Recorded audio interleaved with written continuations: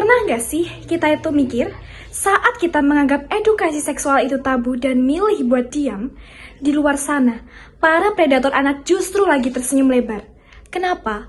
Karena senjata paling ampuh bagi mereka adalah ketidaktahuan anak-anak kita.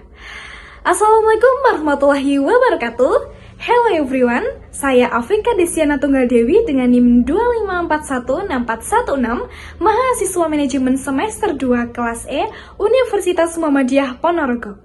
Hari ini, saya ingin mengajak kita semua bicara jujur tentang satu hal yang sering kita hindari, yaitu pendidikan seksual sejak dini.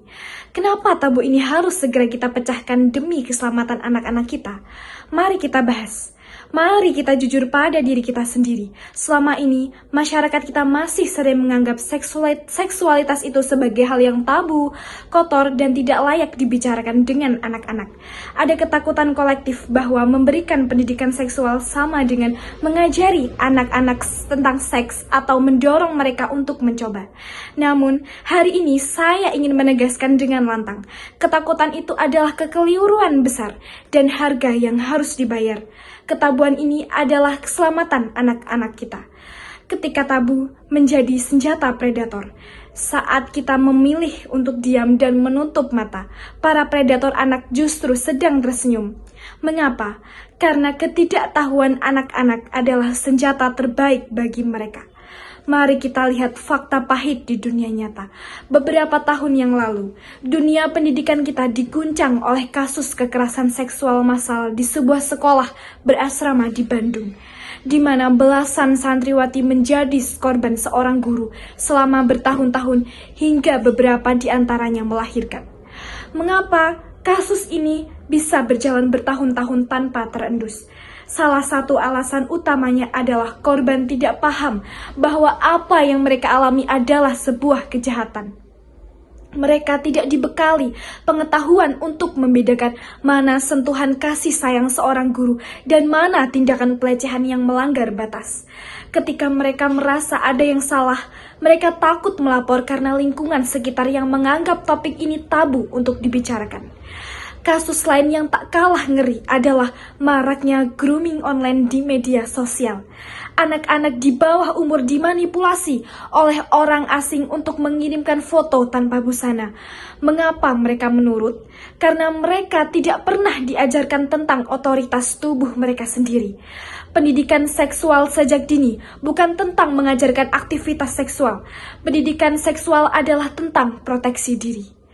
Apa sebenarnya pendidikan seksual sejak dini itu? Pendidikan seksual yang disesuaikan dengan usia anak, mengajarkan hal-hal yang sangat mendasar, yaitu 1. Mengenal nama organ tubuh yang benar. Anak-anak harus diajarkan menyebut organ intim dengan nama ilmiahnya, seperti penis ataupun vagina, bukan dengan istilah samaran yang lucu. Mengapa? Agar jika terjadi sesuatu yang buruk, anak-anak bisa melaporkan dengan jelas tanpa kebingungan. Lalu ada otoritas tubuh atau body autonomy. Mengajarkan konsep pakaian dalam. Bagian tubuh yang tertutup pakaian dalam hanya boleh disentuh oleh diri sendiri, dokter yang didampingi oleh orang tua, ataupun orang tua saat membersihkannya. Lalu selanjutnya ada sentuhan aman versus sentuhan tidak aman. Anak-anak diajarkan untuk berani berkata tidak jika ada orang lain atau siapapun itu, termasuk keluarga dekat yang mencoba menyentuh mereka dengan cara yang membuat mereka tidak nyaman. Lalu menghapus rahasia buruk. Predator sering mengancam anak-anak untuk menjaga rahasia.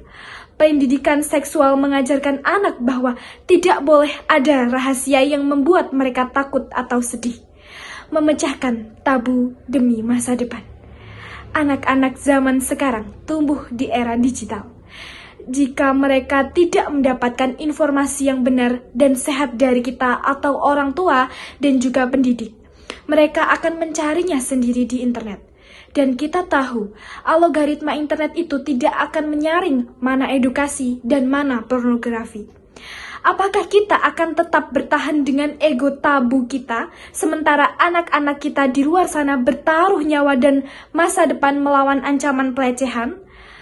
Memecahkan tabu ini memanglah tidak mudah. Ini membutuhkan keberanian kita untuk melampaui rasa canggung. Namun, rasa canggung kita tidak ada artinya dibandingkan trauma seumur hidup yang harus ditanggung oleh seorang anak korban kekerasan seksual.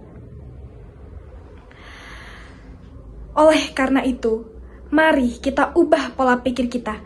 Jangan lagi menganggap pendidikan seksual sebagai hal yang tabu, melainkan sebagai hak dasar anak untuk dilindungi. Mari kita dari rumah bicara dengan jujur, terbuka, dan penuh kasih sayang kepada anak-anak kita. Jadikan diri kita tempat bersandar yang paling aman bagi mereka untuk bercerita tentang apa saja tanpa takut untuk dihakimi.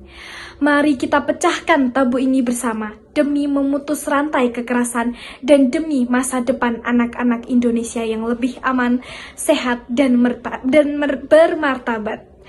Sekian yang dapat saya sampaikan. Terima kasih. Wassalamualaikum warahmatullahi wabarakatuh.